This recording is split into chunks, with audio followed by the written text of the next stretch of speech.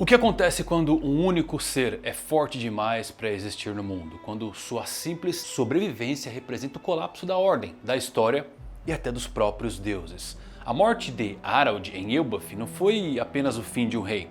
Foi um evento que fez Imu-sama perder o fôlego, que revelou pactos com preços, memórias apagadas e uma fruta lendária esquecida pelo tempo.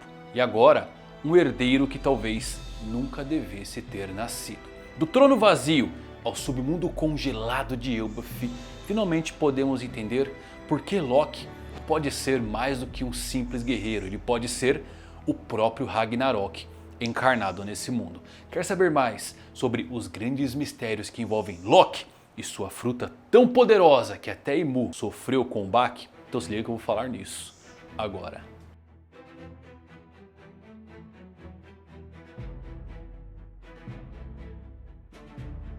Fala galera, eu vou Fusari com mais um vídeo pra vocês, como é que vocês estão? Espero que todos vocês... vocês estão bem, ó, finalmente, né? Agora começa o ano, só agora. Pro brasileiro médio, o ano começa depois do carnaval. Pra fã de One Piece, é quando sai o capítulo do ano. Saiu primeiro, agora a gente começa, né?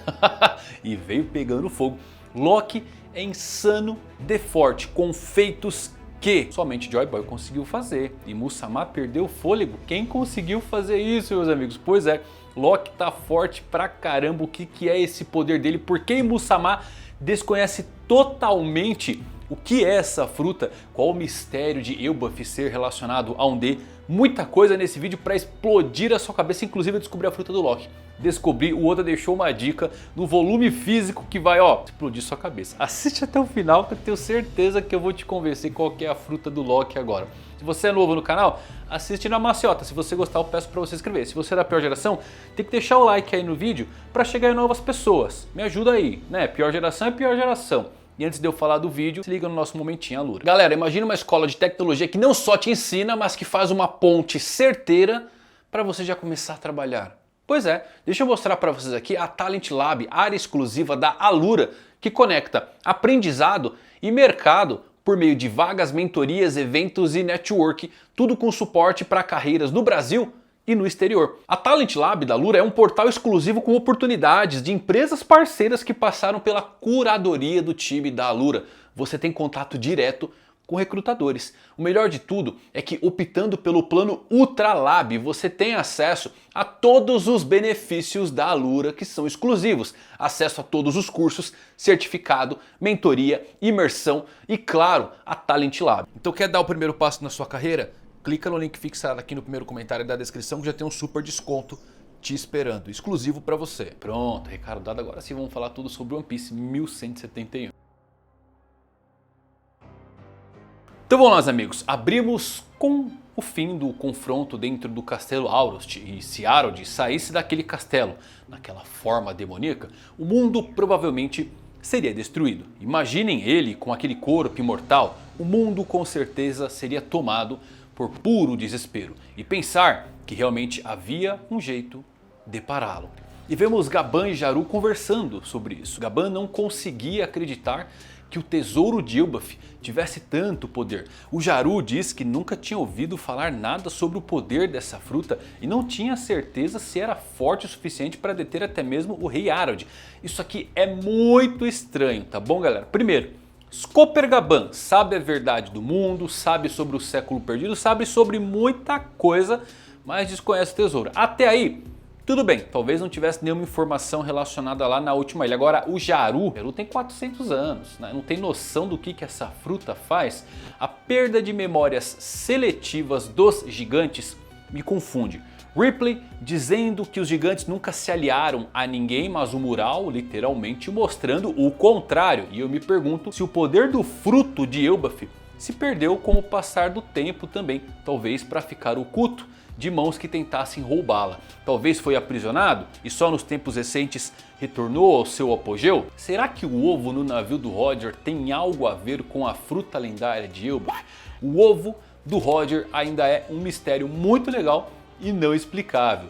Como isso se conecta a uma fruta? Não tenho a mínima ideia de como um ovo pode se conectar a uma Akuma no Mi, mas temos que lembrar que a melhor teoria que tínhamos, e eu acho que ainda temos sobre o que é o ovo no navio do Roger, que teorizavam ser Uranus, e que de dentro dele sairia um dragão ancestral que combina aí com as temáticas de Nidhogg, para quem gosta ser a fruta do Loki, tá? Mas bem, o Jaru agradece ali pelo poder nas mãos do Loki e diz que só de imaginar o que teria acontecido se o Loki não estivesse lá, ele causa arrepios. O Loki vai se juntar ao Chapéu de Palha. Olha, sinceramente ele combina demais com o bando dos Chapéus de Palha, já que, sejamos honestos, metade da tripulação é bem fraca, não tem haki, aquela velha história que a gente conversa, eles vão ter dificuldades para derrotar inimigos como os Cavaleiros Sagrados e Gorosei. Então ou Oda tira eles para não lutar com o Chapéu de Palha, ou coloca alguém nas linhas de frente junto com o Trio Monstro, porque até o Jinbe já foi derrotado pelos Cavaleiros Sagrados, né? Então seria uma boa adição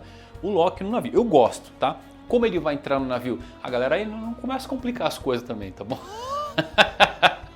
Tem um monte de jeito aí. Aumenta o navio, diminui o Loki, não sei.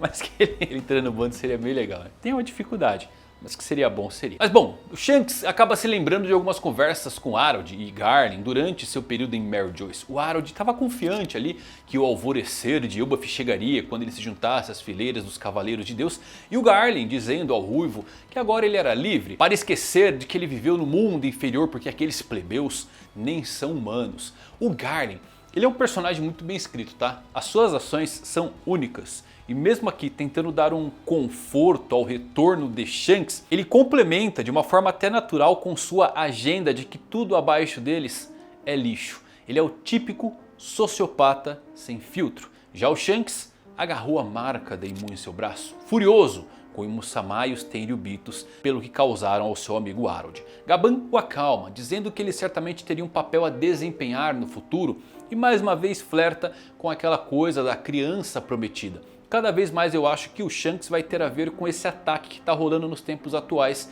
da Terra Sagrada, tá bom, galera? Porque, lembrem, o Loki, ele sabe a localização do Shanks. Isso só é possível sendo mais pé no chão, sem usar, sei lá, algum poder oculto do olho dele.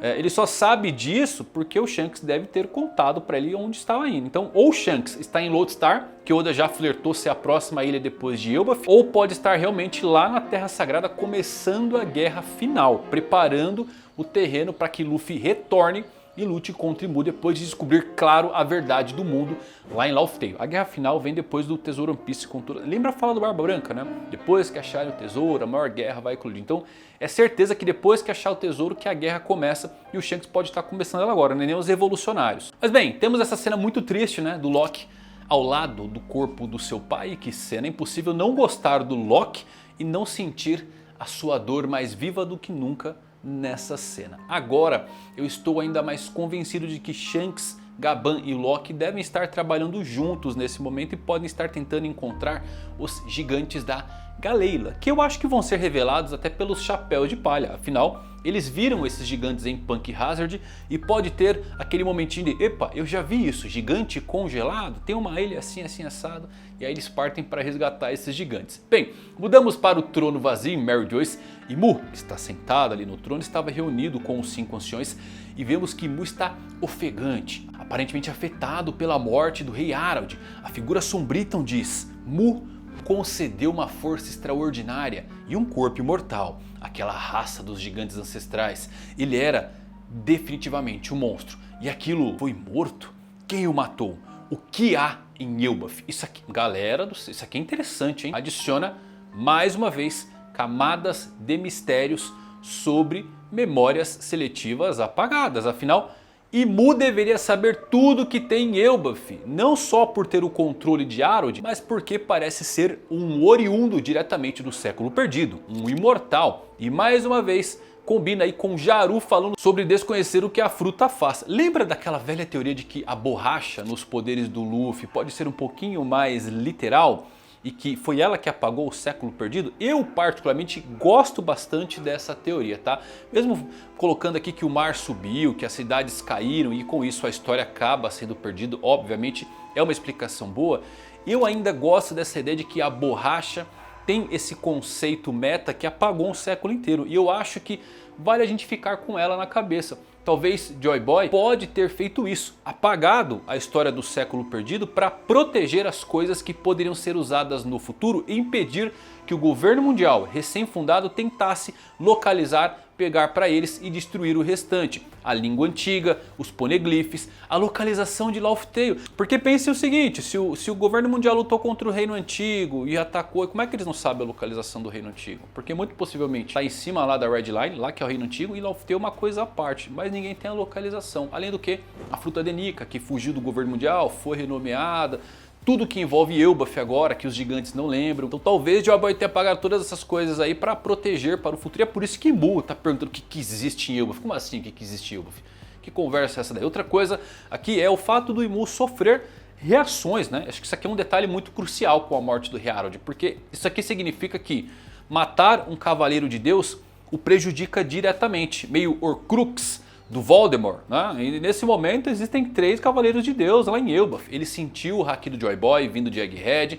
Talvez seja por isso que ele é tão seletivo em relação a quem recebe os contratos do fundo do mar e do abismo. Porque perder um deles é uma experiência dolorosa para essa divindade. Isso também explica muitas coisas, como porque ele simplesmente não envia os Cavaleiros de Deus para todos os lugares. Ou melhor, adiciona mais uma camada de explicação de, entre aspas, porque eles não intervêm muito no mundo externo e se consideram deuses. É mais para resguardar Imu. E eu já havia presumido que tinha que ter uma desvantagem nesse contrato do Imu, né? Caso contrário, Imu teria usado muitos deles em diversos personagens. Então faz sentido que apenas cavaleiros divinos e anciões consigam a imortalidade. E fico pensando agora se o corpo de Imu-sama é fraco nesse momento para aguentar os poderes que ele mesmo possui. E é por isso que usa os outros aí de receptáculos para se mover e lutar. O que flerta bastante aí com o corpo original talvez de Imu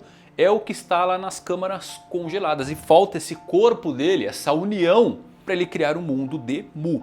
Lembrem de uma coisa, a Ope no Mi tinha uma recompensa de 5 bi. É a mesma recompensa do Barba Branca, do Roger, e o governo mundial queria pagar isso na fruta do Lau. E sempre teorizamos que era talvez para dar imortalidade para alguém, mas possivelmente é pela troca de personalidade. O Imu está num corpo agora que talvez não suporte o seu poder e a Ope seria utilizado para devolvê-lo ao seu corpo original. Lembra do tesouro sagrado de Mary Joyce que o do Flamingo falou? Apodrece rápido demais, ou seja, é algo orgânico, é um corpo muito possivelmente. Mas quem possuísse o tesouro poderia controlar o mundo. Então, né, pode ser até o demônio do mural, por que não? Bom, atualmente Imu só pode ser ferido se todos os cavaleiros e o Gorosei forem derrotados, o que tornaria ele bem poderoso também, né? A questão das Horcruxes aqui.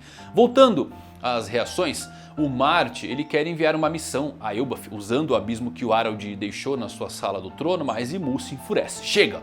Isso só vai causar mais baixa entre meus cavaleiros. Esses pactos têm um preço para Mu, enquanto está arfando, continua dizendo que esses gigantes são belicistas por natureza, uma raça de guerreiros, acolhê-los sem pensar só nos destruirá por dentro. Um rei de Elbaf, da raça dos gigantes ancestrais que concordaria em participar do pacto, um homem quase bom demais para ser real. E é um homem que seria melhor nunca ter nascido pelo bem de Elbaf também. Suponho que a história nunca mente, nunca fomos feitos para trabalhar juntos. Nunca se esqueçam, Elbaf é de, e que fala aqui do Imu, hein? Eu acho que o maior mistério que a gente pode puxar aqui primeiro é a participação dos gigantes malignos na história em si, né? O que torna eles tão especiais? Quanto a Elbaf ser um D, isso aqui é muito bom, hein, galera? Porque eu acho que a nossa teoria que qualquer um pode ser um D e se juntar na luta pelo amanhecer se torna mais real. Lembra daquela piadinha do Luffy querendo dar inicial para o Sabo, de que ele também poderia ser um D se assim quisesse? E aquilo pra mim é uma das dicas mais reveladoras de todo One Piece, tá?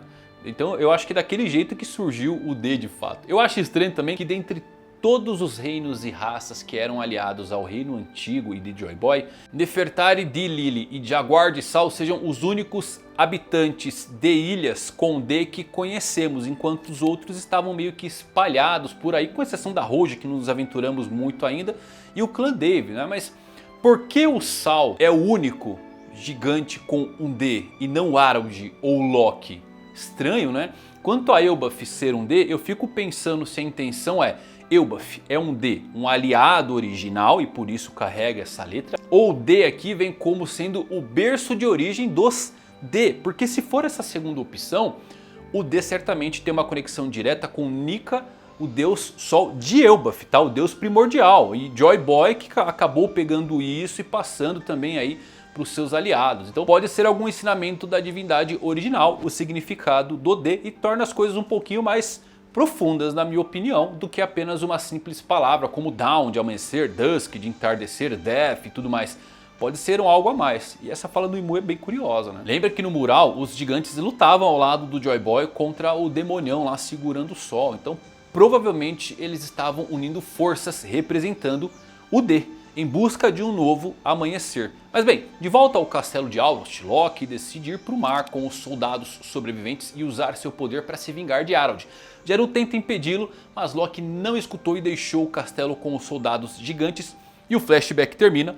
Voltemos ao presente. Olha só, pelas histórias que nos contaram aqui, o Shanks simplesmente derrotou o Loki em alto mar e o levou de volta para Elbaf. E dado o tempo que o Loki ficou no mar, que vai de 14 anos, que é quando o Harald morre, até os 6 anos, que é quando o Shanks o derrota, 8 anos navegando, cada vez mais eu penso que o Loki era o quarto imperador sim, e esse título foi tomado pelo Uivo. Se ele ficou todo esse tempo no mar, é tempo mais que o suficiente, ainda mais com o poder do Loki, né? E o Loki posteriormente foi condenado àquela crucificação quando escapou novamente. Aí foi necessária toda a força combinada dos gigantes guerreiros para acorrentá-lo em Pedra do Mar, que acabou enfraquecendo, e ele está até agora aí. O Loki parece realmente achar que o Shanks é um covarde, ele até provocou o Luffy ali, e esse motivo muito possivelmente é porque o Ruivo o impediu de atacar Mary Joyce, porque ainda não era a hora. Sabemos que o Loki não quer ser preso, ele certamente assumiu a culpa, mas deixou Elbaf após a morte de Harald e odeia ficar encarcerado. Então ele quer vingança,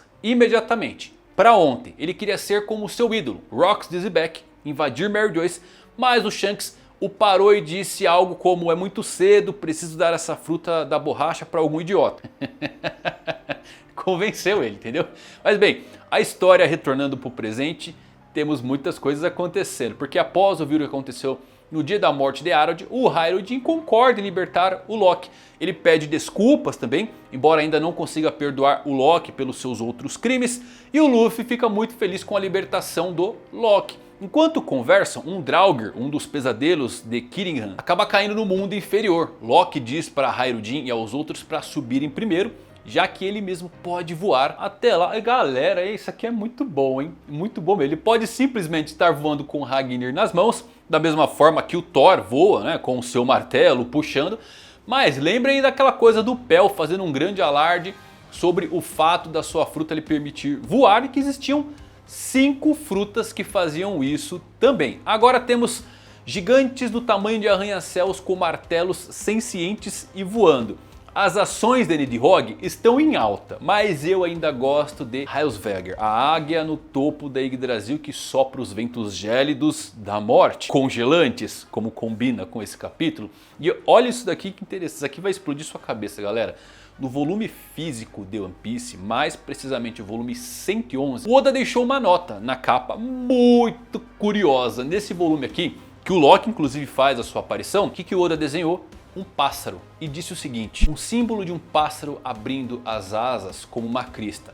Você vê isso bastante, não é? A teoria mais aceita é que seja um pássaro dizendo: realmente existiu um peixe desse tamanho? É verdade, mas ultimamente tenho pensado, e se for um pássaro que acabou crucificado para proteger alguém?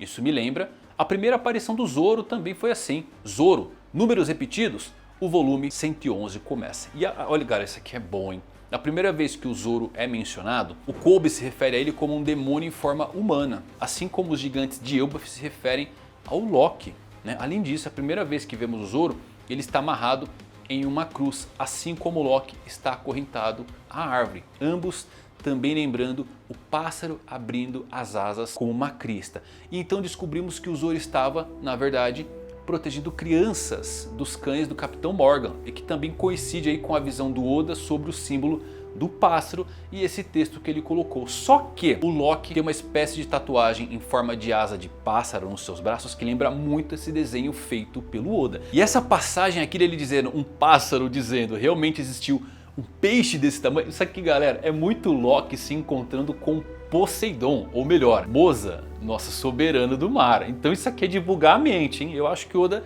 tá flertando aí com a fruta do Loki. Agora, Vamos lá, um gigante ancestral que consegue voar. É loucura demais, ele é muito apelão, Loki, tá? Ele tá, pra mim, tá em outro nível. Se ele consegue voar assim, é ainda mais impressionante que o Shanks tenha conseguido derrotá-lo. Aí vai lembrar que o Shanks também conseguiu praticamente voar quando aniquilou o Kid. Mas em um momento incrível aqui, vemos que o Loki remove as correntes e salta para o ar, se aproximando de Draugr. Gaban pede para o Chopper que o ajude a subir, porque está muito preocupado com seu filho Kron. Sanji carrega o Gaban usando os passos do céu, enquanto o Chopper em cima do Sanji pede para ele manter um pouquinho a calma ali, para não sacudir muito o Gaban, para evitar que a saúde dele piora, né? Loki voa para atacar o Draugr com Ragnir. Luffy permanece com Loki em cima dele e Loki diz: "Que diabo você está fazendo aí?" O Luffy sorri e fala que está animado para ver o Loki lutar. O Loki diz: "Muito bem, então mostra ele do que você é capaz, Ragnir!" E o martelo rosna e no ápice de tudo, Loki atinge Draugr com Ragnir, liberando o poder de gelo e congelando o pesadelo. Luffy fica atordoado com o poder do Loki e eu também. O que é isso, galera? Esse é o primeiro golpe nomeado do Loki. Niflheim, o kanji significa aqui mundo primordial. Cada vez mais penso que demônios andavam pela terra aí nos tempos antigos e foram banidos. Loki com sangue de gigante antigo, usando um golpe chamado mundo primordial, não pode ser à toa. Que poder, meus amigos, é de perder o fôlego, né? E olha só, esse poder aqui ele vem do martelo, hein? Esse gelo aqui é do Ragnir, afinal o Loki não só grita o nome do martelo, como o capítulo é nomeado Ragnir. Já o Loki, ele deve conseguir controlar fogo e raios, é por isso que Elbaf teme esses elementos. Lembrando que zonas míticas geralmente têm elementos associados como um poder extra. Yamato tinha o gelo também, você tem o Marco com suas chamas curativas, o Luffy com borracha e o Loki pode ter fogo e relâmpagos associados à sua fruta. E não à toa que o Loki disse que pode destruir o mundo. Eu acredito nele, viu? Seu ataque de relâmpago foi mais poderoso do que qualquer coisa que a Big Mom já fez. Ele é um gigante ancestral.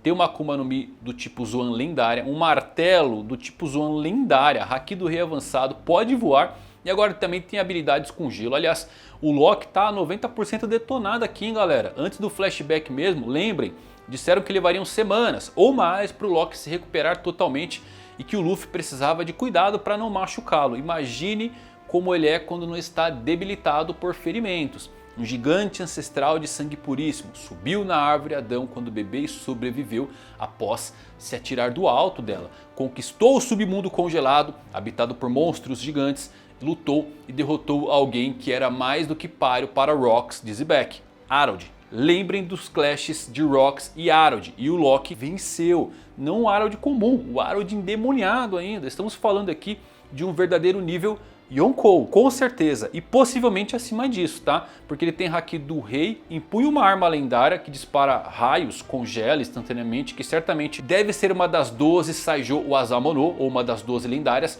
e a arma ainda foi mesclada com uma Akuma no Mi do tipo Zoan mítica, que encarnou aí uma criatura lendária na mitologia nórdica, o Ratatosk. Agora, os únicos personagens comprovados na história que conseguiram superar completamente os poderes de Imu com um único golpe são Joy Boy, que o fez sem sequer tocá-lo, usando apenas Haki preso em uma corda de nó, e o Loki, que fez a mesma coisa com um único golpe físico. Roger e Garp precisaram de múltiplos golpes para dissipar a maldição de Rox, mas em momento algum vimos Imu-sama sentindo isso. Loki conquistou Luffy desde o primeiro momento e recebeu do próprio Luffy um convite formal para se juntar à tripulação. Alguém do calibre de Luffy está extremamente animado para ver Loki lutar e sabemos que os instintos de Luffy nunca falham. Não me surpreenderia se Oda decidisse que a fruta do Loki nesse momento não fosse simplesmente uma Zoan, e sim uma arma ancestral, Uranus.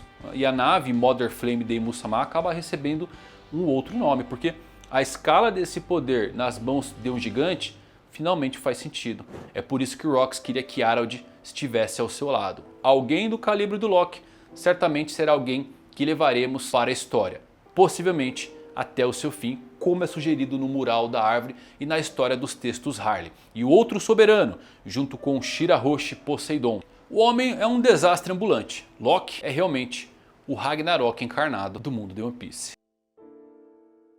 Impressionante, galera. É simplesmente impressionante o poder do Loki. Agora eu quero saber de vocês aí, por que Elbaf é um D?